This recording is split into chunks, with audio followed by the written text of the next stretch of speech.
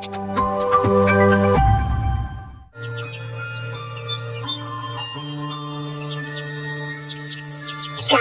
में एक बहुत बड़ा जमींदार रहता था। उस जमींदार की बहुत बड़ी हवेली थी। उस हवेली में बिलुआ और गबरू नाम के दो व्यक्ति काम किया करते थे। बिलुआ स्वभाव से चतुर और मक्कार किस्म का व्यक्ति था, तो वहीं गबरू एक बेवकूफ छोटे कद का बहुत भोला व्यक्ति था। बिलुआ जमींदार के कमरे की सफाई कर रहा था कि तभी जमींदार उसे आवाज लगाता है। अरे बिलुआ, ओ बिलुआ, अरे कहाँ मर गया रे? आवाज दे देकर मेरा तो गला ही सूख गया। जल्दी से मेरे लिए एक गिलास पानी लेकर आ। पता नहीं इस जमींदार को कितनी प्यास लगती है। इसे तो हर 10 मिनट बाद पानी चाहिए। एक नौकर तो ऐसे पानी देने वाला ही रख लेना चाहिए इसको। हे बिलुआ, कहाँ मर गया रे? जल्दी आ।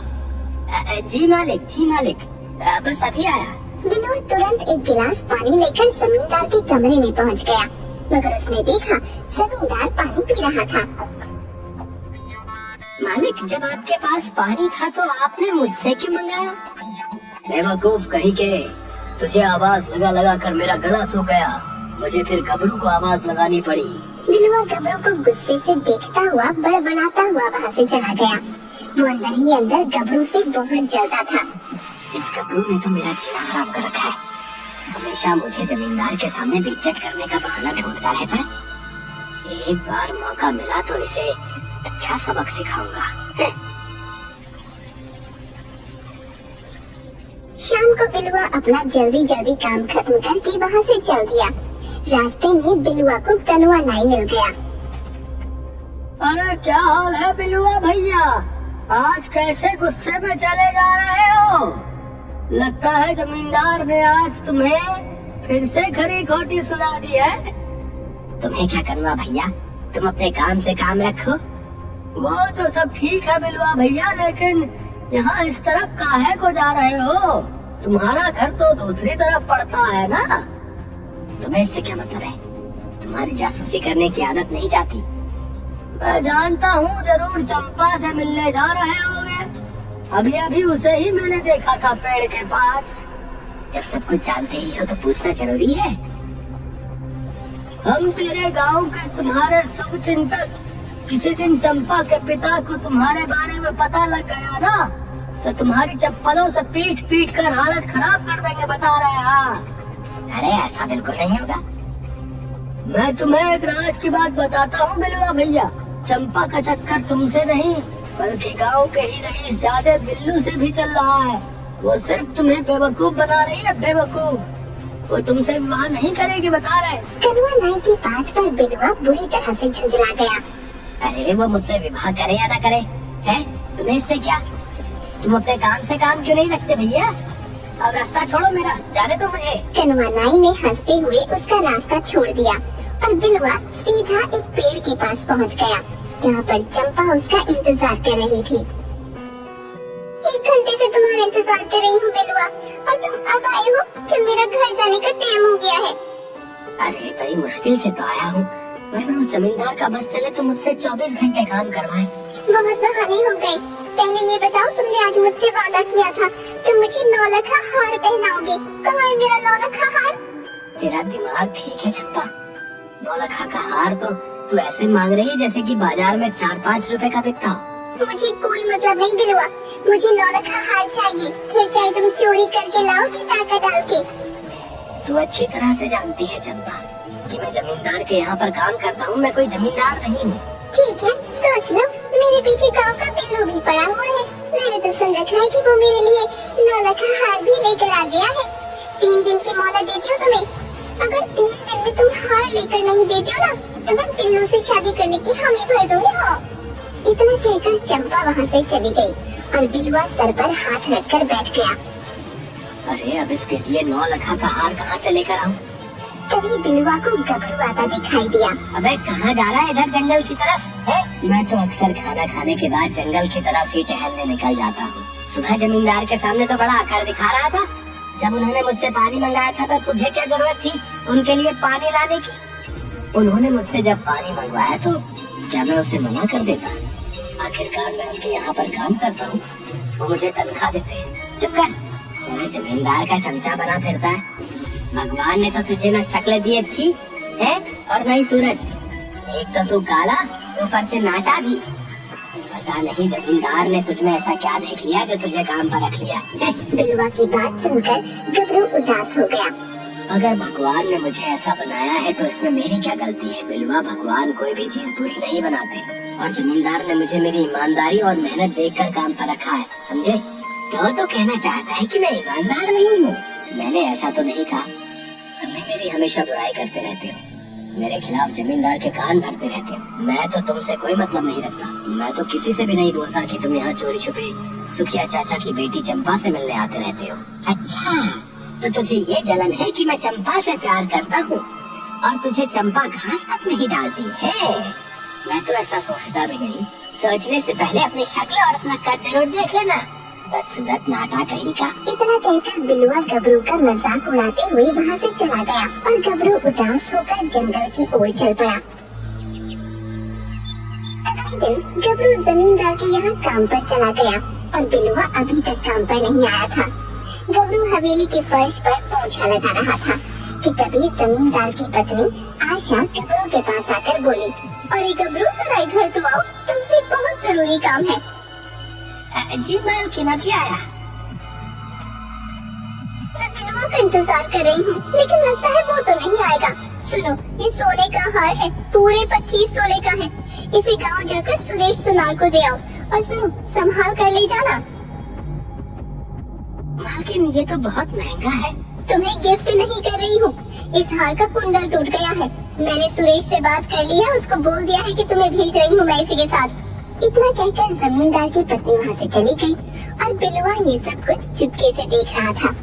तभी जमींदार के चीखने की आवाजें आने लगी। बिलवा, बिलवा कहाँ मर गया तू? जल्दी से मेरे लिए एक गिलास पानी लेकर आ। मगर बिलवा ने उसकी बात को अनसुना कर दिया, क्योंकि बिलवा जानता था कि कुछ देर बाद जमींदार गबरू को आवाज लगाएगा और बिलवा के दिमाग में कुछ और ही चल रहा था। अरे गबरू, ये बिलवा पता नहीं कहाँ मर गया, तो ही मेरे लिए एक गिलास पानी ले आ। जमींदार की आवाज सुनकर गबरू जैसे ही जमींदार की ओर कमरे में बढ़ा, तभी बिलवा उसके सामने आ गया। अरे गबरू, तुम्हारे हाथ में क्या है गबरू? अच्छा हुआ तुम आ गए बिलवा भैया, मालकिन तुम्हारा ही इंतजार कर रही थी। मालकिन ने ये हार सुनार के यहाँ देने के लिए दिया था, लाओ इसे मैं दे आता हूँ। तुम जाकर तब तक जमींदार साहब को पानी दे आओ। है तुम इसे पकड़ो बिलवा भैया, मैं अभी 5 मिनट में आता हूँ। इतना कहकर गबरू जमींदार के कमरे की तरफ चला गया और बिलवा के होठों पर मक्कारी की मुस्कुराहट आ गई। कुछ देर बाद जब गबरू वापस आया तो उसने देखा कि बिलवा वहाँ पर नहीं था। गबरू को खड़ा देखकर आशा ने पूछा, तुम अभी तक यहीं हो? जी मालकिन, हार बिलवा भैया ले गए। तभी आशा को बिलवा दरवाजे पर खाली हाथ दिखाई दिया। हार कहाँ है? कौन सा हार मालकिन?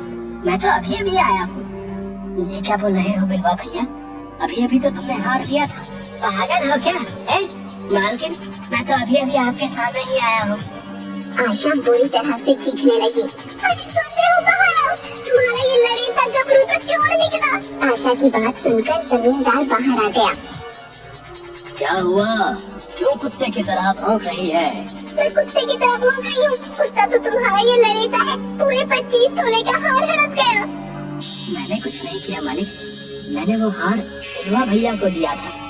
लेकिन मालिक, मैं तो अभी अभी मालकिन के सामने आया हूँ, चाहे तो मालकिन से पूछ लो। बिलवा सही कह रहा है। मक्कार नाटी, एक तो तुझे काम पर रखा, ऊपर से तूने मेरे ही घर चोरी कर ली। मेरी बात का यकीन कीजिए। तभी जमींदार ने अपने 4-5 गुंडे बुला लिए और उनकी ओर देखकर बोला, मारो इसको। और सबने गबरू को पूरी तरह से पीट डाला। ये देखकर बिलवा बहुत खुश हो रहा था। कल तक 25 तोले का हार अगर मेरे पास नहीं आया तो तेरे घर वालों को धक्के देकर तेरे घर से बाहर निकाल दूंगा और तेरे घर पर कब्जा कर लूंगा। गबरू रोता हुआ चुपचाप जंगल की ओर चला गया।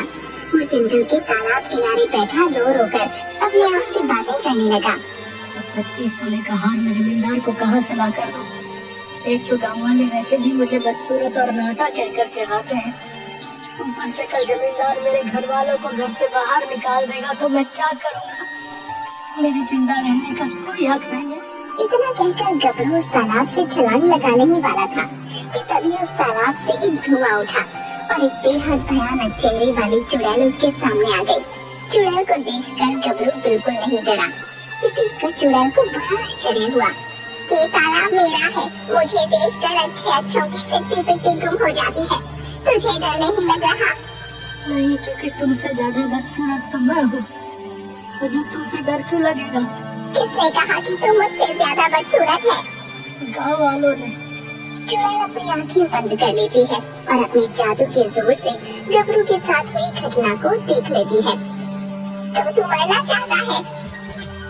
हाँ, मेरे जीने का कोई मकसद नहीं। एक काम करो, तुम ही मुझे मार दो। नहीं, पहले इस तालाब में डुबकी लगा। डुबकी लगाने से ही तेरी मौत हो जाएगी। चुड़ैल की बात सुनकर गबरू दौड़ता हुआ तालाब में कूद जाता है, मगर जैसे ही डुबकी लगाकर अपना सर उठाता है, वो देखता है कि वो लंबा हो चुका था और एक सुंदर युवक में परिवर्तित हो चुका था। अब उसके सामने कोई चुड़ैल नहीं बल्कि एक सुंदर स्त्री खड़ी थी। मैं तो एक सुंदर नौजवान में बदल गया और तुम तो एक चुड़ैल थी। ये सब क्या है? नाइट परी, तुम्हारा साफ दिल देखकर मुझे तुम पर दया आ गई। ये तालाब जादुई है। इतना कहकर उस सुंदर स्त्री ने एक सोने का भरा कलश गबरू को दे दिया। ये तो पूरा सोने का भरा हुआ है। मैं इतने सोने से क्या करूँगा? तुम्हें अब किसी की गुलामी करने की जरूरत नहीं है। इस सोने से तुम जमींदार का कर्ज चुका देना। गबरू खुश होता हुआ अपने घर की ओर चला गया।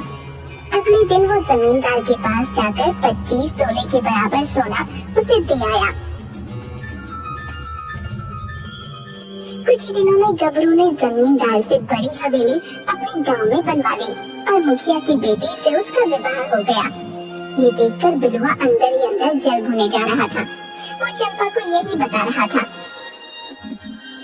पता नहीं नाटी इतना सुंदर और धनवान कैसे बन गया। तुमने तो उसे चोरी के इल्जाम में फंसाकर बाहर निकलवा दिया था, मगर हवेली से बाहर निकलकर तो उसकी किस्मत चमक गई। अरे उसे मैंने तेरे लिए ही तो फंसाया था। तुझे ही तो 9 लाख का हार चाहिए था। नहीं, सच तो यह कि तुम शुरू से ही गबरू से खार खाते थे।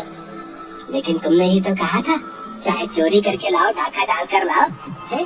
लेकिन मुझे 9 लाख का हार चाहिए। अगर मैं तुमसे ये बोलती कि मेरे माता पिता को जाकर मार दो तो तुम मार देते। ये कैसी बातें कर रही हो तुम? सही बोल रही हूँ मैं। मैंने तुम्हारे जैसा घटिया आदमी कभी नहीं देखा। इतना कहकर चंपा ने बिलुआ का दिया हुआ हार बिलुआ के मुंह पर फेंक दिया। ये लो तुम्हारा चोरी के पैसों से खरीदा हुआ हार। मैं बिल्लू से शादी कर रही हूँ।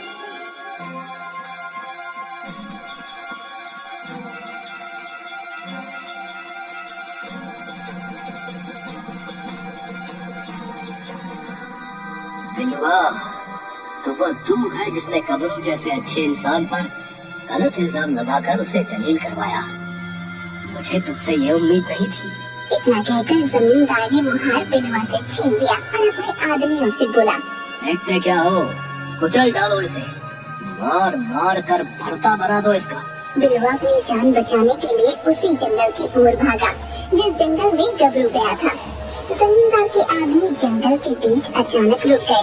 उनमें से एक आदमी बोला, अरे इसके आगे जाने बेकार है, इसके आगे कोई नहीं जाता। कहते हैं कि यहाँ पर एक चुड़ैल का राज है। सभी लोग वापस चल दिए और बिलुआ दौड़ता हुआ उसी तालाब के पास चला गया। तभी तालाब के पास जाते ही एक काला धुआं उठा। उसमें से एक भयानक शक्ल वाली चुड़ैल निकलकर बाहर आ गई। मेरे तालाब के पास तू क्या कर रहा है? बिलुआ चुड़ैल को देखकर पूरी तरह से घबरा गया। चुड़ैल ने अपनी आंखें बंद करके बिलुआ के बारे में सब कुछ जान लिया। अचानक वो सुंदर स्त्री के रूप में परिवर्तित हो गई। ये देखकर बिलुआ बहुत हैरान रह गया। कौन है आप? कुछ समय पहले तुम्हारा दोस्त गबरू यहाँ आया था और इस तालाब में डुबकी लगाकर सुंदर युवक और बेहद अमीर हो गया। अच्छा, तो इसका मतलब उसके सुंदर और अमीर होने का ये राज है। अगर मैं भी इस तालाब में डुबकी लगाऊं तो क्या मैं भी अमीर और सुंदर हो जाऊंगा? अगर तेरे दिल में किसी के प्रति कोई मैल और कपट नहीं होगा तो वाकई उसके जैसा हो जाएगा। मगर याद रखना, अगर तू कपटी हुआ तो इसका उल्टा होगा। मेरे दिल में किसी के लिए कोई बैर और कपट नहीं है। इतना कहकर बिलुआ ने उस तालाब में कूद लगा दी, मगर जैसे ही उसने तालाब में डुबकी लगाई और अपना सर ऊपर उठाया, उसने देखा कि उसके पूरे शरीर में जानवरों जैसे बाल निकल आए। ये मुझे क्या हो गया? मैं तो बदसूरत हो गया। दरअसल इस तालाब के अंदर एक खासियत है बिलुआ, मनुष्य जो अंदर से होता है, ये तालाब उसके शरीर को वैसा ही बना देता है। गबरू का दिल बेहद अच्छा और साफ सुथरा था, इसलिए उसका शरीर भी सुंदर हो गया। मगर तेरा दिल दूसरों के लिए कपट और मैल से भरा है, इसलिए तेरा शरीर भी ऐसा ही हो गया। मुझे माफ कर दो, मुझे पहले जैसा ही कर दो। अब ऐसा मुमकिन नहीं बिलुआ, अब तो सारी जिंदगी ऐसे ही रहेगा। बिलुआ रोता हुआ वहाँ से बाहर निकल आया और सारी जिंदगी उसने जंगल में ही रहकर काटी।